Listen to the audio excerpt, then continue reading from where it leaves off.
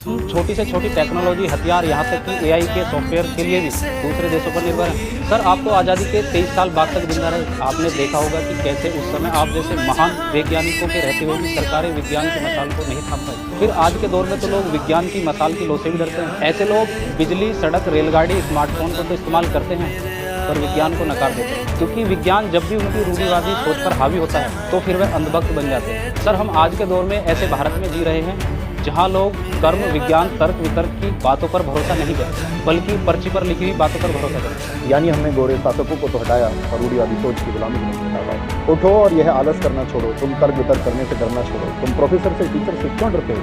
तुम अपनों से सवाल करने से क्यों डरते हो? याद रखो, दुनिया ने मुझे इसलिए सम्मान नहीं दिया कि मेरे पास नोबेल पुरस्कार था, उन्होंने मुझे इसलिए सम्मान दिया कि मैंने सवाल पूछा था। याद रखना, तुम्हारा पहला शोध तुम्हारे कमरे से शुरू होगा, विदेश की वीजा लाइन से नहीं। अगर तुम टैक्स पे करते हो तो तुम्हारा यह हक है कि तुम सिस्टम से सवाल पूछो। हर उस एक व्यक्ति से सवाल पूछो जो तुम्हारे गांव, समाज, क्षेत्र का प्रतिनिधित्व करता है, और अगर तुम उसका चुनाव करोगे तो वह तुम्हारे लिए, विज्ञान के लिए, टेक्नोलॉजी के लिए क्या करेगा। और एक बात हमेशा याद रखना कि भीड़ के साथ चलने वाले व्यक्ति को दुनिया कभी याद नहीं रखती। मैं समझ गया सर, आपकी बातें भीड़ की नकल नहीं, तर्क की बगावत है।